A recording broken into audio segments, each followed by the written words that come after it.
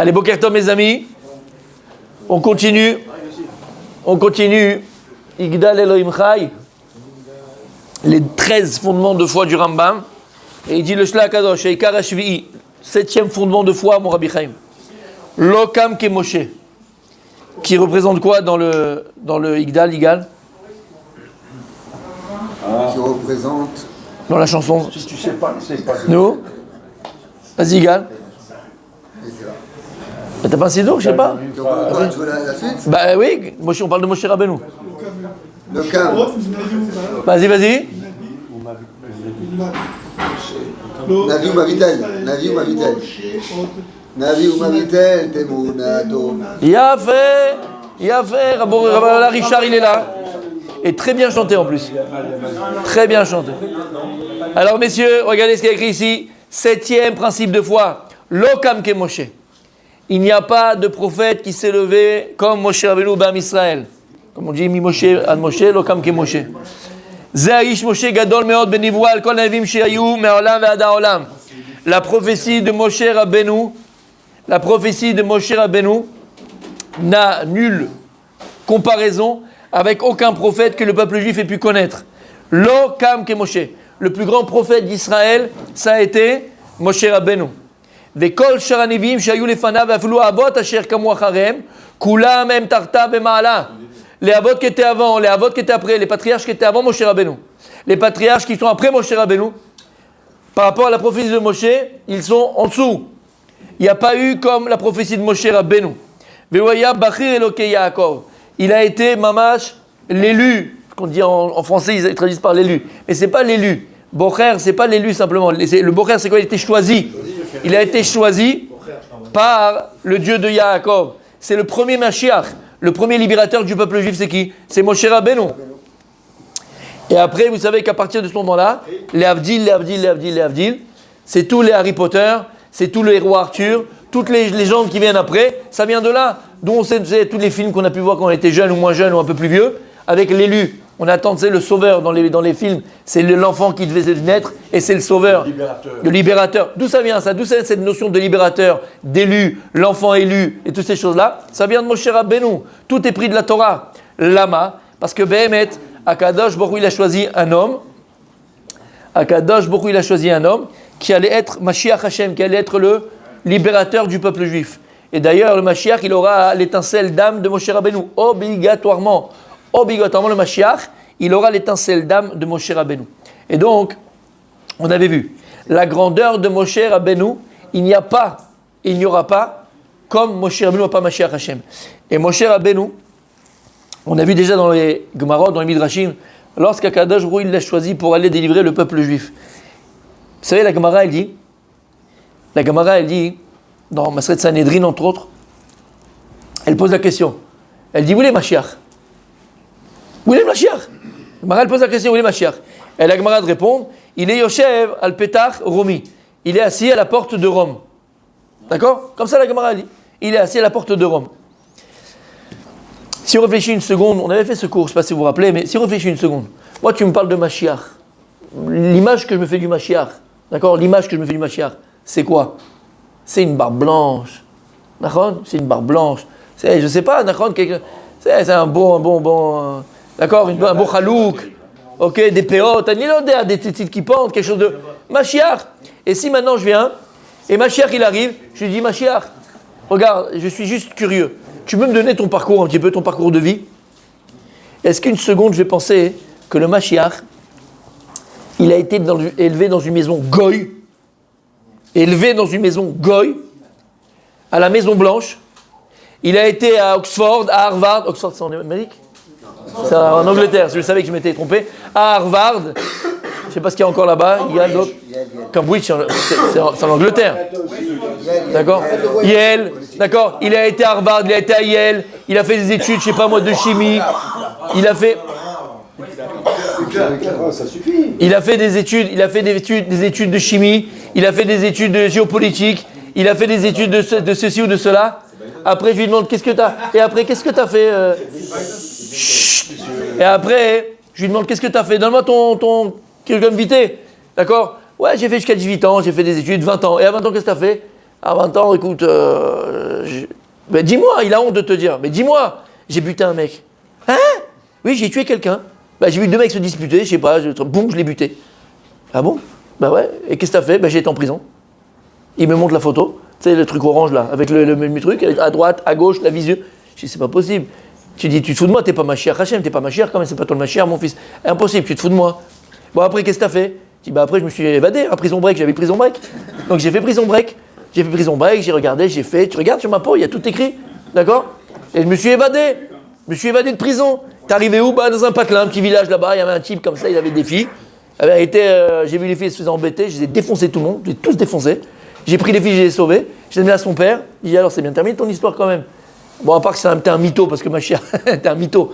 Qu'est-ce qui s'est passé avec toi? Il dit non, je sais pas pourquoi il était un peu. C'était pas marocain le beau-père, mais il était un peu nerveux, la vérité, un peu nerveux. D'accord? Et quand il m'a vu avec l'apparence des raptous, c'est raptous, c'est les machins de trucs, il a dit je vais avoir des problèmes moi avec les autorités. Qu'est-ce qu'il a fait? Il m'a mis en tôle. Mais quel en tôle? Il m'a mis en prison, il m'a jeté dans un trou, pas en tôle, il m'a jeté dans un trou. Il m'a dit crève. Combien de temps t'es resté dans un trou? Il m'a dit 10 ans, comme au Vietnam, quand ils étaient là-bas, les prisonniers américains, ils mettaient dans des trous, ils sont devenus fous les gars. D'accord? C'est le traumatisme à vie. Il l'a mis pas dans une prison aujourd'hui française, avec Internet, avec le câble, avec machin, on parle pas de ça. Ou en Israël, d'accord? En Israël, bah au Hachem. C'est qu'un Palestinien, s'il veut faire des études, il tue un juif. Parce qu'il n'a pas pour faire les études. Alors qu'est-ce qu'il fait? Il tue un juif. Il va à Israël, ici, prison israélienne, et il fait Toar Rishon, Toar Sheni, Toar Shlishi de médecine, d'aviation, de ce que tu veux. Il est tranquille. C'est le prêt à payer pour faire des études en Israël. Pareil. Mais là-bas, il a jeté dans un trou. Il dit, qu'est-ce que t'as fait?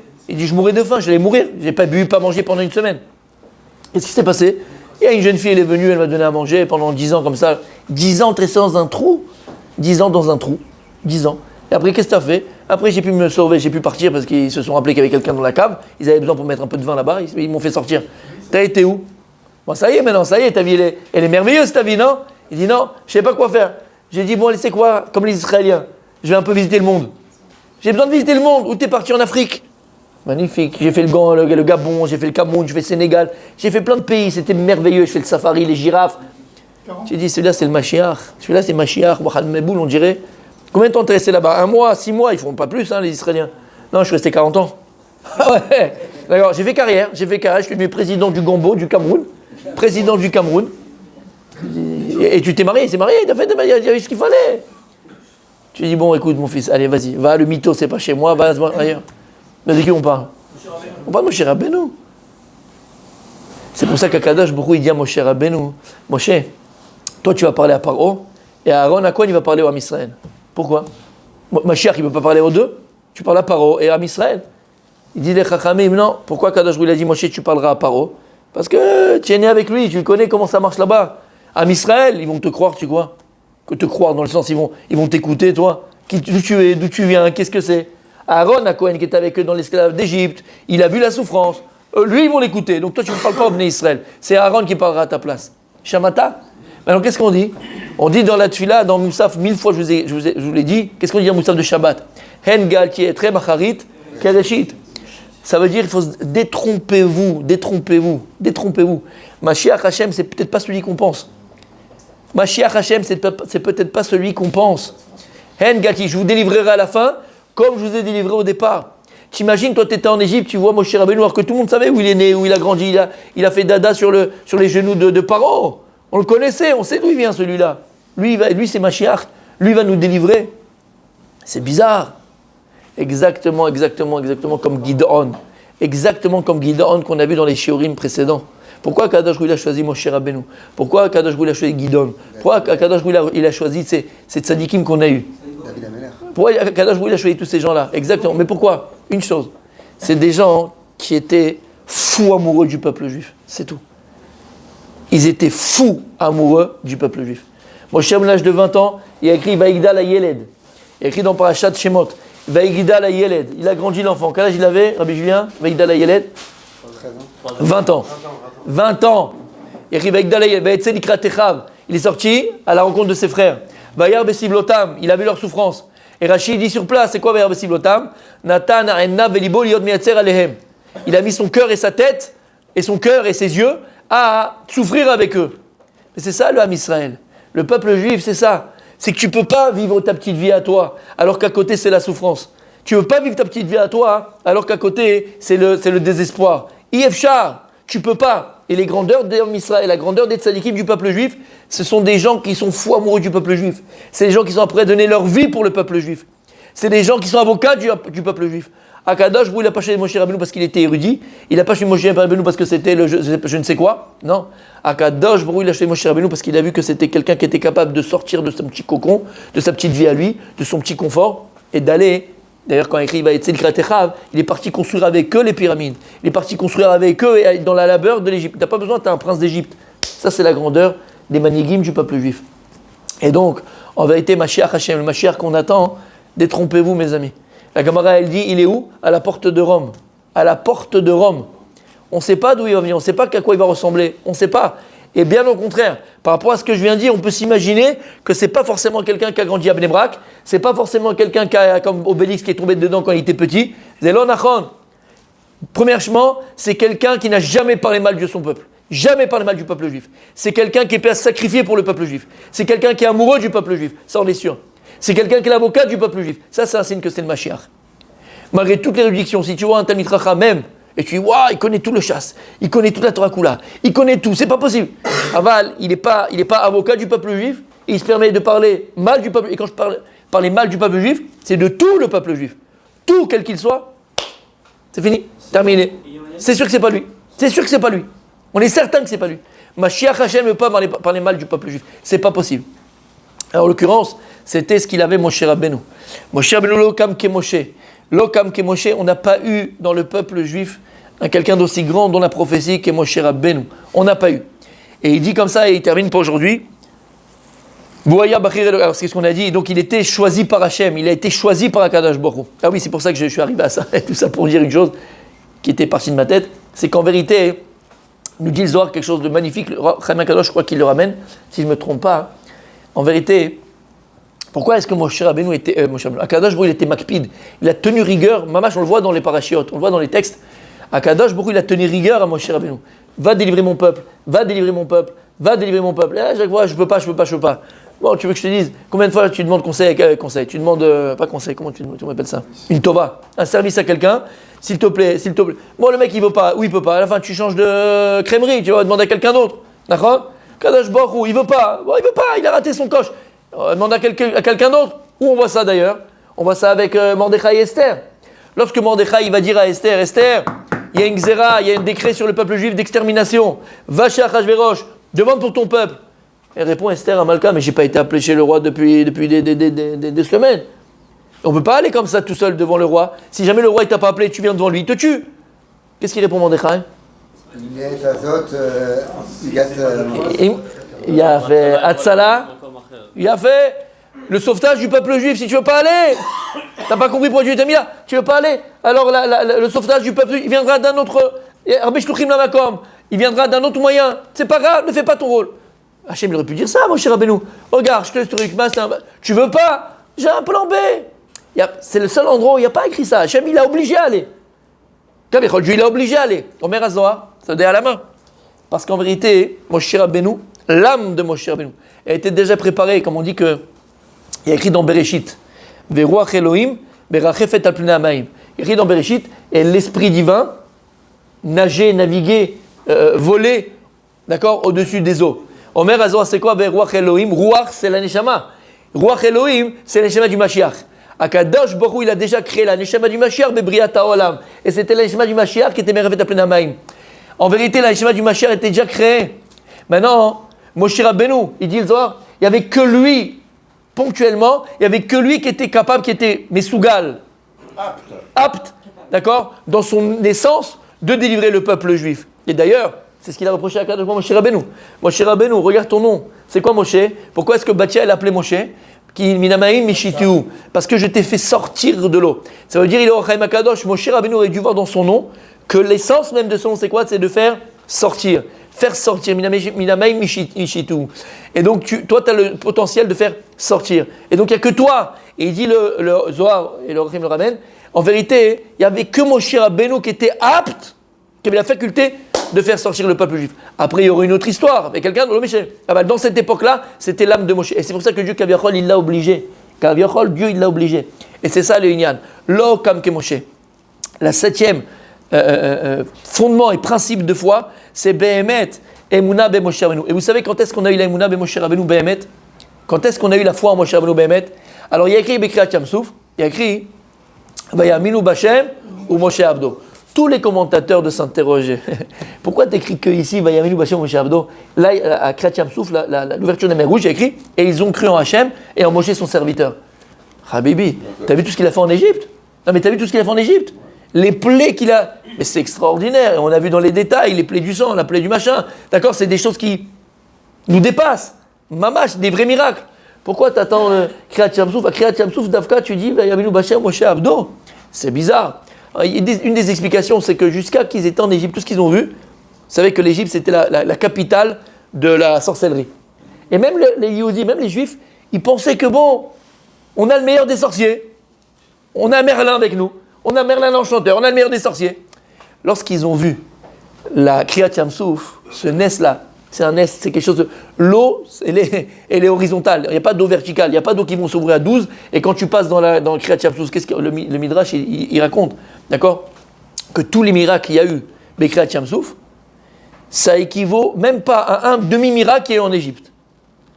Dans le désert non plus. Dans le désert, quand ils avaient faim, qu'est-ce qu'il y avait? Il y avait la manne, tous les jours qu'ils débrouillent. Dans le Kriyat Yam-Souf, il dit le Midrash, il pensait à manger quelque chose. Il pensait, le gars, tout d'un coup, il a envie d'un sushi, il pense dans sa tête. Il n'a même pas dit, il n'a pas demandé. Le Midrash, il dit, tac, il avait sushi qui venait. C'est-à-dire ils ont vécu des miracles qu'on peut-être reverra, peut-être jamais, peut-être à la fin des temps. Impossible. Ouais, tu veux la mlouchia, tu veux ce que tu veux. C'est pour ça qu'il y a écrit, Vayaminu Bashem ou Moshe Avdo. Mais écoutez bien. Écoutez bien. Donc il a écrit quoi? Il est frais le poisson, bien sûr, il gagne. Carpaccio de saumon. Ah, tu rentres dans le truc, toi? Il a besoin. Faut les trachem b'acherim, Rabbi Julien. Les trachem b'acherim. Rentre. Qu'est-ce qu'il dit Beth Hillel? Leolam te'e dato shel adam, meurevet im abriot. Leolam, l'esprit d'un homme, il doit être mélangé à celui des autres. Ça lui fait le plaisir de parler de saumon. Je parle de saumon. Qu'est-ce que ça me goûte à moi? Regarde le sourire qu'il a. Je l'ai transformé. Il dormait debout. Là, il est content. Maintenant, il va écouter peut-être la fin du chiot. Alors, écoutez bien. Alors, c'est vrai que dans Kriyat Yam-Souf, qu'est-ce qu'il a écrit Rabbi Mongardas? Vayaminu Bashem Moshe Avdo. Ah bah, Jérôme. Qu'est-ce qu'il a écrit juste après Matan Torah?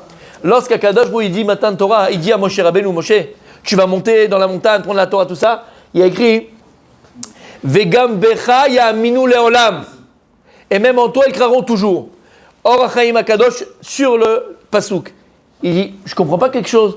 Mais il y a déjà écrit dans Azashir Moshe, dans la Shira, Vayaminu Bashem ou Moshe, Avdo.